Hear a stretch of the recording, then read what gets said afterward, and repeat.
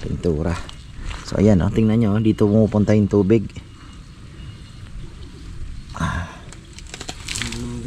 Lumaki? Ha? Masyado lumaki. Hindi, okay lang yung paglaki, pero alam mong may mga problema. Ayan oh, tingnan nyo. Oh.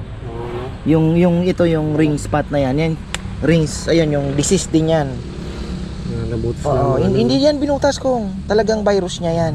Tingnan mo yan oh, yung mga nakikita mo yung puti-puti na yan. Hindi yan binutas kasi ang binubutas yung hawa eh. Ayan oh. Kita nyo. Pag may tanim po kayong papaya na may ganyan na, huwag nyo nang panghinayaan.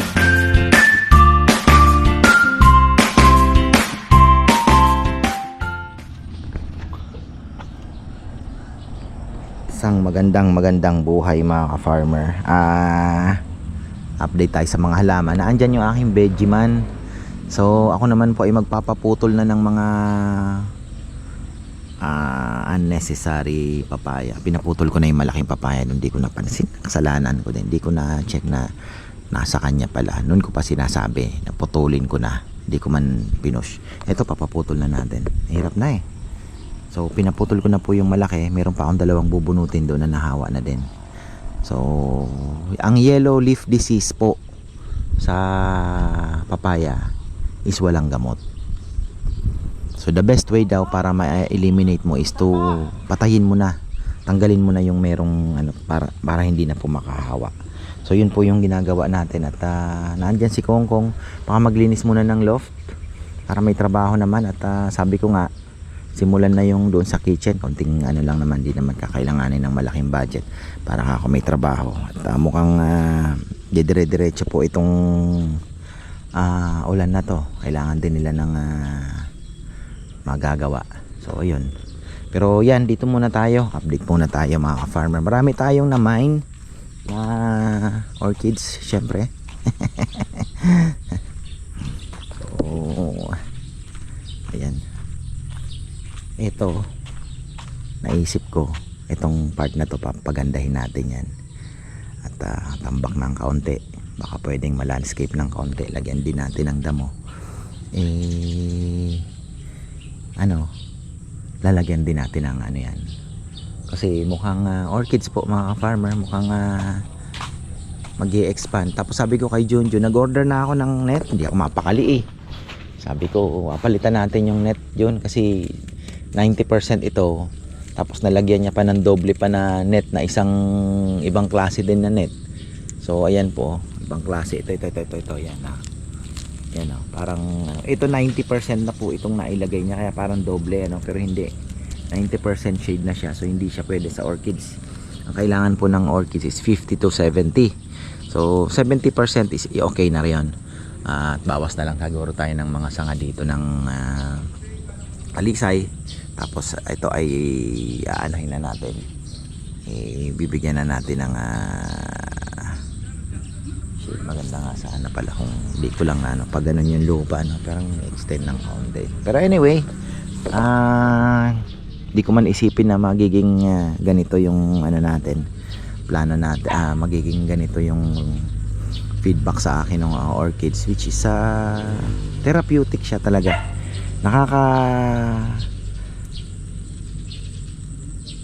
Ang pakiramdam, alam mo yung parang may bagong gamit na paggising mo excited ka, yung may gagawin ka excited ka, parang ganoon ba? So parang may bagong motor, bagong sasakyan, ganun po yung feeling. Pero long lasting po itong long lasting po itong pag-orchids, yung feeling. Kasi yung iba naman sasawa ka, di ba?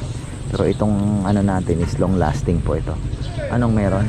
Si Mama Beth, ayan, nagpa-check up po siya, blood chem, ayan.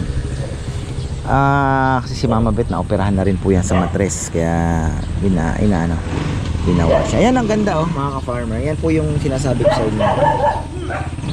Ang dami, ang ganda po ng mga natin, mga roots natin ng ng ating orchids. Napakaganda. Very happy. So ayun, tapos meron tayong mga darating na orchids din na strap banda na may kulay blue, may yellow, may green mga farmer. Pero yung may green niya, yellow na may pagka-green ng konti. So ayun po. Tapos eto sabi ko kay Junjun, ituloy niya na, hiningi ko na kay Bebe to. Sabi ko, Bebe, kunin ko na itong ano. Sige, sabi niya. Ito pa pala, kailangan din natin magdamo-damo rito, di ba? So ayan, eto. So kailangan din nating ayusin ito. Dami nating gagawin eh. Actually, yung mga bato na yan eh, di ba? Tapos yung mga paso, kailangan din namin pumiyahin ni Bebe kasi gusto ko lagyan dito sa corner. Pwede dito, di ba? Yung may paso na malaki na mga ilang piraso lang naman, kung ilan ang kakasya kay Cardo siguro. Kapag pang design din lang. So ayun, tapos ito, yun nga, yung parang payong na paikot, 70% percent net din na shade. Tapos lalagay tayo ng may mga ano tayo eh, may mga Cattleya, pwede pala yon. So yung Cattleya, then gahanap tayo ng dancing lady eh, ganda din daw yan. So si brother John Roque ang nagsabi sa akin yan, brother, ang dami palang klaseng dancing lady din, kaya pagka na-adik-adik ka talaga eh, nako po. So yung mga dendro pwede nating ilipat kasi alam nyo po yung dendro, gusto daw po nito ay talagang may araw. Ayan, may spike na po siya oh. So kailangan niya po ng araw. Ito tingnan nyo oh, namamatay na. So ito ay need sun, baka ilipat na natin siya. Hindi ko lang po kasi ilipat kasi gusto ko sana nakapaso. Ang problema, paano ko pakakapitin dito? Nag-iisipan ko pa kung paano ko iipit eh. Pwede rin bunot, parang pangit naman tingnan. Pero kung may mga patungan sana dito na paikot, naka ano, di ba, may mga pasok siya, pwede din, malalaking pasok na para nakaikot yung ano. Tapos ano kaya papagawa tayo kay Junjun ng ano, pwedeng patungan na no, kahit bakal. Tapos layer ano kaya para magandang tingnan. Ayun, tapos yun dito, ayan po yung ano natin, plano. Ito ay pwede nating ipaayos. Sayang yung space na to ano, kaya lang nagiging bodega kasi talaga eh. Dati kay Chuchay to mga ka-farmer, pero ayun, pero unti-untiin lang natin para medyo mahaba yung happiness. Pero ako po masaya syempre dahil talagang may mga darating. Ito, padudugtungan natin to ng bakal pa siguro to. Ano ibig sabihin yan? Dagdag sabitan. Ito, papadugtungan natin ng bakal kay Junjun yan sa gitna. Dagdag sabitan yan, kasi kaya naman eh, tingnan nyo oh, di ba? Ayan po, at least tatlo ang may sasabit natin dito. So ganyan po ang mangyayari niyan oh, di ba?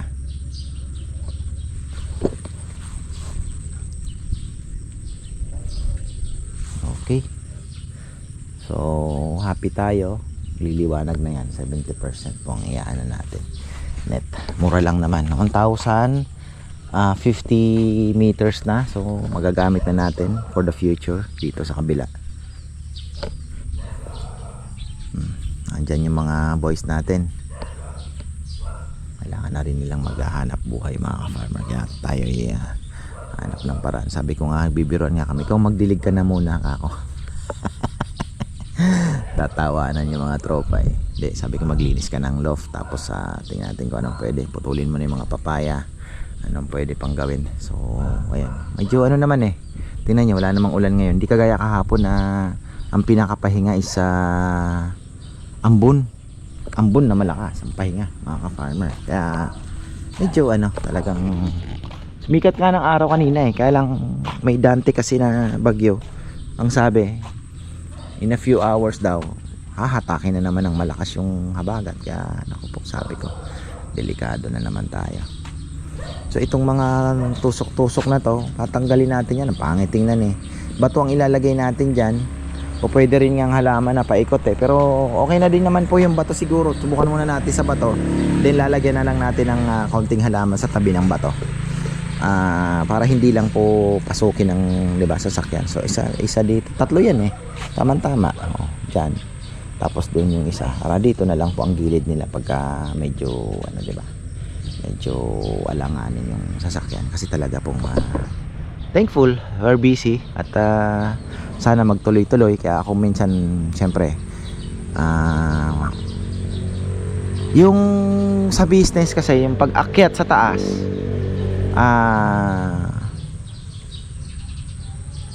baga parang going to the top parang is another story from staying on the top, parang ganon. Magkaiba po kasi yun eh. To go up is a different story din compare doon naman sa pag-maintain kasi mabilis lang naman, hindi naman po mabilis, kumbaga okay na andun ka na sa taas, pero to maintain na yung kagaya niyan, yung sa amin yung sales po, yung mga bisita is hindi ganon ka dali. Kaya kung ano pa mga iniisip ko para at least 'di ba ma-maintain natin, hindi man ganon ka lakas pero wag ka naman lumagapak, 'di ba? So ayun, kaya yung mga nagsasabi nako hindi pa po ang ano lang 1 weekend at a time, 'di ba? So, magawa tayo ng paraan para ma-maintain, parang ganon lang. So ayun po mga farmer, tayo po ay iikot doon. Si Max matapang talaga, loko talaga tong Max na to. Ayan mga farmer, si Queen nandito yung mama niya. Ayan, ikot tayo sa mga halaman at baka makapag ano tayo, maayos natin yung sa radish at medyo matataas na rin. Ayan, yung ibang mga orchids ko ay ano pa lang po, rating pa lang, dahil alam niyo naman yung iba galing pong Bulinaw, may Bulacan at maulan po syempre mga farmer, intindihan naman natin, grabe po talaga yung ulan. Hindi nga namin alam kung anong mangyayari sa kainan naman ng Sabado, pero kailangan maghanda, show must go on na naman tayo. Panibagong ano na naman, weekend ang aming sasagupain. Ayan, nakakatuwa dahil busy kahit papano. Ano ba ito? Sa roller to wala na, hindi na yan may tira pa kayang ano, may tira pang pintura. So ayan tingnan nyo, dito pumupunta yung tubig.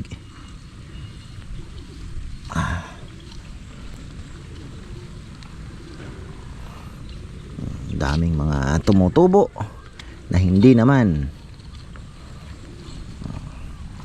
maganda to. Naka ano na tayo eh, ayun sinasabi ko. Teka, balikan natin to, mayin ko na lang habang walang ulan. Dalawa na po ang bagyo, Emong at Dante. Ayun, tingnan nyo masyado na pong mahaba ito. Delikado na to, mababali na yan. So kailangan mo ng medyo makulong na yan, medyo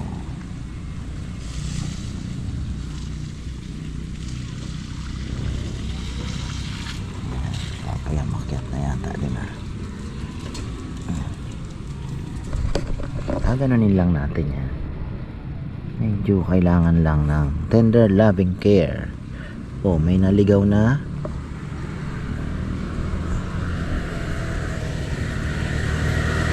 Ano lang, eto dito ka na, yan, ganyan na yan. Grabe grabe po ang ulan ngayong taon na to. Ibang klase yung habagat, talagang pagka nagsunod-sunod nga naman talaga talagang ewan ko na lang, talagang galing po ako ng dam kanina, dami ding masayang tao. Dami pong huhuli ng isda. So yun, mga ganon. Sa Guagua daw masaya kahit baha, dahil ang dami ding pong mga isda, mga alam niyo na, mga tilapia, mga umapaw na palaisdaan. So ayun, marami pong isdang nakukuha. Ayan. Tapos yung malaking ano, pinaputol ko na pala yon. Yung malaking ano natin. Ayan naman yung ulan. Malaking papaya doon, pinaputol na. So ayun na, pinatapon ko na sa fish pan, mabubulok na din yan. At yung susunod yun dito. Tapos mayroon pang dalawang nahawa na ano, itatapon na rin natin yan. Para hindi na po tayo, alam nyo na, mahawa pa yung iba. Mahirap nahahawa po kasi. So, ayun na po yung ating update sa ating bed. At mukhang naghihintay na lang to ng init. So init at fertilizer uli. Hindi ko din ma-spray muna ng pang-uod dahil ayun, grabe tingnan nyo. Sisira. Okay lang yan.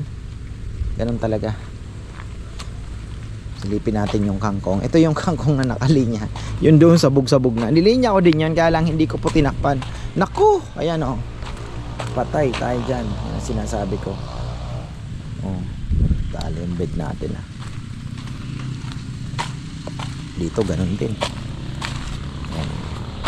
Mustasa po ito, kaya lang medyo makapal. Alagaan na lang natin sa fertilizer din. So ito makapal din po ito. Nakalinya pa rin naman siya. Yung iba na disgrasya, pero hindi naman pala maganda. Hindi naman, okay yan. Pero hindi talaga ganun kataba. Sayang talaga yung humus yung humus po mga farmer na naandoon sa fish pan nung hinuhukay. Sayang hindi tayo nakakuha. Ay, kasalanan ko din kasi kinukulit na ako ni Tita Ligaya. Sabi niya kumuha ka niyan, napakagandang fertilizer niyan. Tumpik-tumpik ako, akala ko naman yung nangyari, napatungan ng napatungan. Dapat pala nagpatambak ako ng kahit dalawang truck sa isang gilid lang ganun talaga. Taas na ng tubig. Ayan yung tilapia namin ay umapaw din daw doon sa San Simon. Kaya yun, stay put muna tayo. Silipin natin itong mga papaya dito. Sana wala na pong tamaan ng yellow leaf disease. Kasi yung yellow leaf disease po ay walang gamot talaga yan. Kailangan nating patayin yung papaya pagka tumama. Tingnan natin tong ating mga suha. Sana naman po ay tama na. Nalagasan na tayo ng dalawa. Mukhang ilan kaya ang natira. Ito, napaputol ko na. Wala baka nandun ata. May welding nyo na.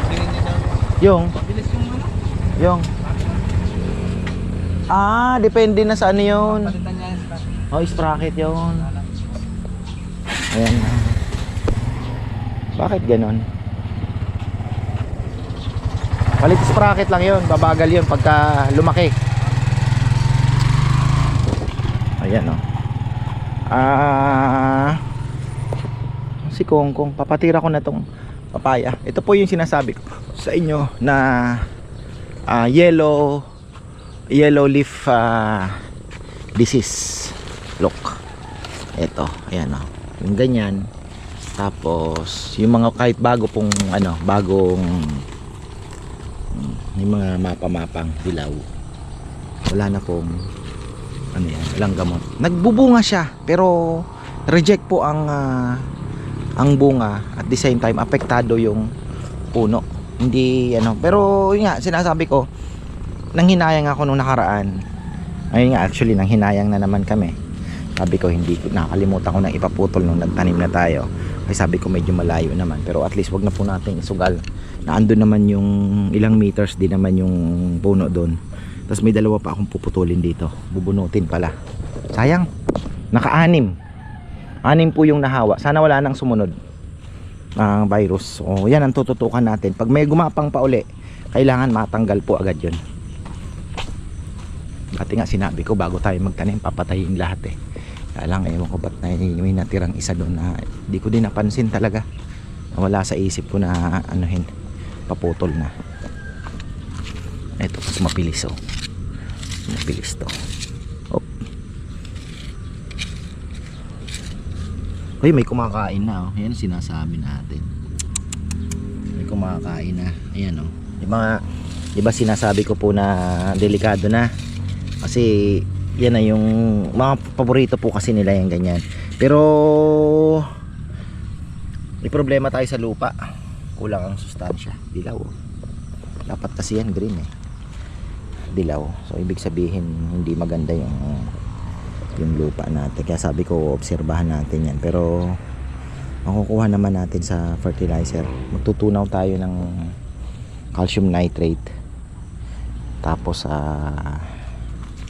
bahala na yan, organic ano din. Kukuha tayo.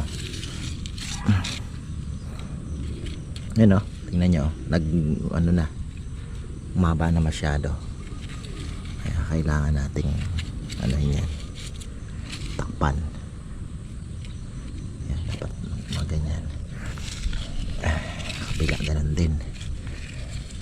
Shoutout pala kay Tita Aida. Naalala ko yung mga halaman pagka si Tita Aida ay naalala ko si Tita Aida pagka naghahalaman dahil nag-stay po siya dito ng medyo matagal. Yan, oh. Hindi naman yan mamamatay kasi yan po ay maulan ngayon. Next week pa natin makita ang haring araw.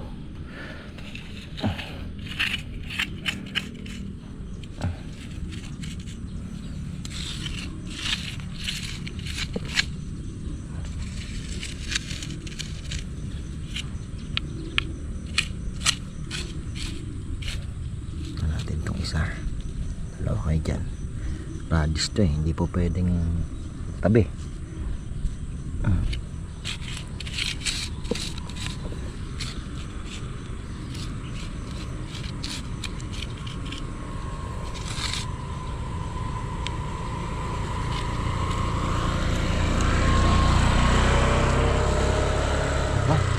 Astig ah. Si Kong Kong yun ah.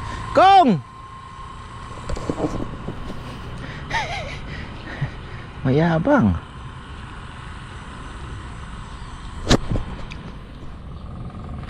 Ayan, okay na. Ayos na lang tayo ng konti. Kailangan po natin bukas mag-spray na ng pang-uod. Ayan na, tinitira na. Ayan, ang hirap talaga mga farmer. So, ayan talaga. Ito baka mabuhay pa. Lagay natin dito. Naputol pa ako pambihira. Dali. Lagay na lang natin dito. Putulin mo na yan, oh. Yung apat na papayang yan. Hahawa kasi. Yan, oh. Ito, magtitining tayo. Gaya ng sabi ko, babawas tayo dyan. Pero yan, okay na. Kasi yung ulan na ang nagtabon eh. Tinabunan na po ng ulan yan. Kailangan na lang nito ng magandang fertilizer. Di pa ako nakakabili ng Atobi. Maganda din ng Atobi sa palay. Ay, sa palay, sa mga gulay. Foliar fertilizer natin. Pero pangit yung lupa. Hindi maganda yung nabili natin. Pang ano lang siya. Kailangan haluan pa rin siguro ng vermicast. Laki talaga ng panghinayang ko sa yan. Sayang talaga. Laki ng sayang. Ang taba ng lupa na pinakawalan natin. Nasa ilalim po ng nandyan. Sa ilalim ng yung tinambak natin dyan. Yan. Napakataba ng lupa. Mabaho-baho. May amoy.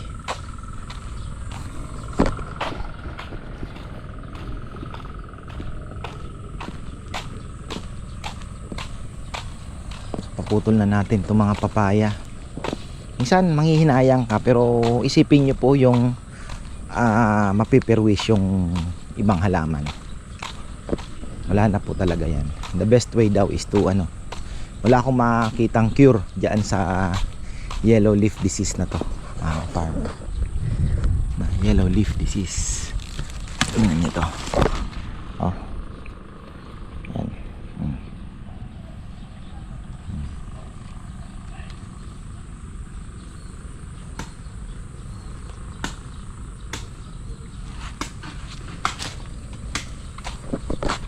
at least yung sili liliwanag dito. Puro butas din naman yung bunga, no? Okay. Tsaka pag may ganyang ano kung ang pangit ng bunga niya. Okay. Pangit mo. Ha? Pangit nga ako eh. Hindi masyado lumaki. Ha? Hindi masyado lumaki. Hindi, okay lang yung paglaki, pero alam na alam mong may mga problema. Ayan, oh, tingnan nyo. Oh. Oo. Yung ito yung ring spot na yan. Yan rings, ayun yung disease din yan. Nabutas Oo, hindi yan binutas ko. Talagang virus niya yan. Tingnan mo yan, oh, yung mga nakikita mo yung puti-puti na yan. Hindi yan binutas kasi ang binubutas yung mahinog na. Pero ito bata pa lang may ganito na. So apektado pa rin yung bunga. Pero kung sa tino-tinola, kaya lang hindi na talaga maganda. Wala na. Tuloy na natin yan. Sayang. Hindi po tayo nakapagpaganda na. Remember, hindi tayo nakapagpaganda po ng papaya ngayong season na to. Ngayong taon. Hindi gumanda yung papaya dahil sa virus na yun. Nag-umpisa lang dito. Nang hinayang ako, hindi ko pinaputol. Pero sa ngayon, subukan natin na anuhin natin pag may nakita tayo. Ayan, putulin na ni Kongkong yan. Mga farmer, pupunta ako dun. Nakaya mo na yung ano? Ibon? Ha? Oo? Ano no? Pinakain mo kanina? Okay na.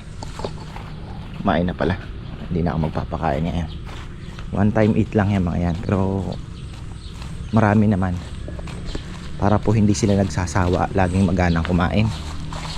Yan. Kapal na naman ang ating mga damo.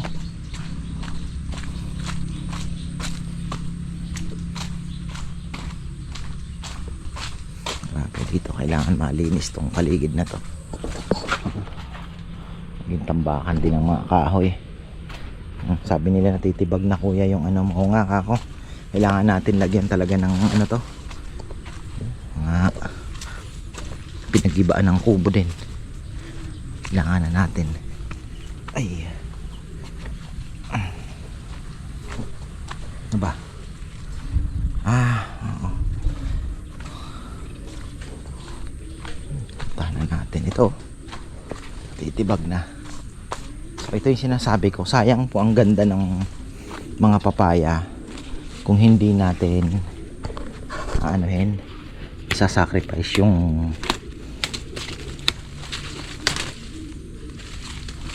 sayang, diba?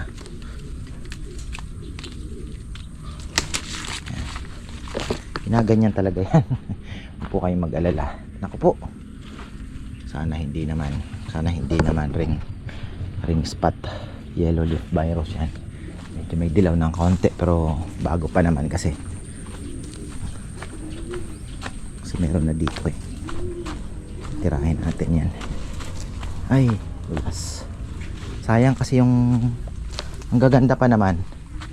Oh, kahapon inikutan ko na to eh, may nakita na ako, sabi ko putol na natin dito.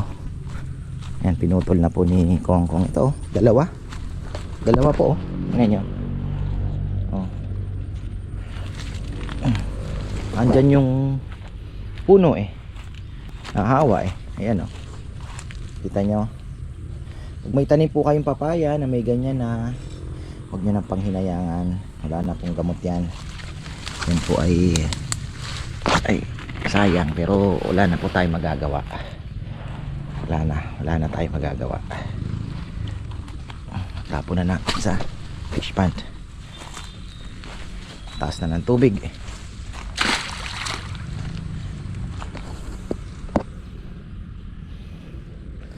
Laman lang kung makitang ayungin na namamasyal. Lalim na.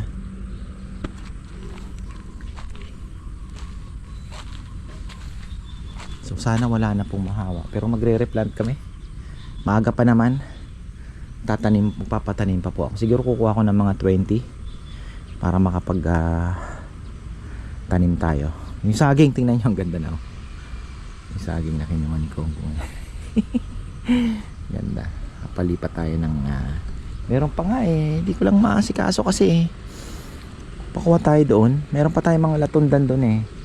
Ngayon gumaganda dahil naulanan, 'di ba? So tingnan natin. Yung sili marami pa namang nakukuha si Rambo, di muna ako. Pero bibili ako ng ilang kilo siguro sa pagsabado namin. O marami order. Ako, patay na namang ayungin. Sana naman ay ito yung mga luma na, o baka may mga bago. Ibig sabihin may buhay, ano. Pero ilang piraso lang. Ayan pa isa. Yung iba po kasi dyan, yun yung mga matagal na. Yung ulang may 10 piso lang. Ayan, pinakawala inano ni Brother John Roque. Sinend 10 piso, nagdi-deliver daw sila 1,000. Mas mura pa nga yun, ano, kesa yung nabili ko na magkano ba, 13,000, 3,000 peso, 3,000 pieces naman. Pero ayun, malalaki na, 10 piso lang. Pwede na natin pakawalan yun dito. Wala pa ako nakikitang ulang, mga farm. Lagi ko po kayong i-update at babalitaan ko kayo kung may nakita na ako. Kahit hindi natin naka-video, makakahinga na ako. Makakahinga na tayo. Ay nako. Okay na. So babantayan natin tong mga papaya. Kanina nga sana gusto kong bukan kong bumili ng maganda magtanim eh. Seedlings ba? Maganda magtanim. Sana mayroon pa. Sana mayroon pa. Yellow leaf disease ang tawag po dyan sa ating tinanggal na papaya na yan. Ito mukhang uy delikado. Mukhang infested tayo. Pagka nagdilaw po ito lahat, ibig sabihin mayroon talagang virus yung hayaan na lang natin. At least may makukuha tayo. Lahat nagdidilaw at hindi natin mapigil. Hayaan na lang natin. Yan, okay lang naman yan. May spot kasi yan. Tapos tingnan nyo yung ating tawag dito, dayap. Mukhang marami po ang ibubunga niya. Ano na to, may fertilizer na po yan. Pero pwede para natin dagdagan ng fertilizer yan. Maganda ma-sprayan din to ng pang-uod kasi yung may mga butterfly iniitlogan. Ay, farmer, ganda nito. Sana kabunga ng malaki. Sag-anohin natin sa fertilizer. Huwag tayong magmi-miss. Pwede tayong maglagay every 2 weeks or every 3 weeks. Lagay tayo ng nakabaon para naman na makita natin kung ano yung kaibahan talaga nung naalagaan talaga sa fertilizer. At kita natin kung sunod-sunod yung bunga, 'di ba? Yung mga ganon. Kasi pagka magandang fertilizer, syempre sunod-sunod ang bunga. Ay, so ayan, marami pong salamat. At itong grapes na to gusto ko nang ipaputol dahil yung mga grapes po na yung grapes na nabibili, honestly, hindi naman po sa kagaya nung doon sa alam nyo, hindi talaga masarap. Pang lang, pang Instagram. Pero hindi ko lang alam kung may nabibili pong ibang variety. Kung may mabibiling variety na kagaya ng binibenta sa palengke na yung mga crispy, yung crunchy na yon na binibili ko, magtatanim ako. Pero kung yung kagaya po nung binili namin, nako po, hindi talaga. Dami kasing variety niyan eh. Baka yun pong pwede sa Pilipinas. Talagang ganun lang. So yun, hindi ko maganda rin siguro kung mayroon kang masabing may grapes, pero sa hindi talaga masarap. So ayun, pang lang, pang Instagram. So ayan, marami pong salamat at magandang buhay. Ayan mga farmer, si Nandukmay. Pag naharangan natin to, safe na si Nandukmay. Wala nang problema sa lupa erosion.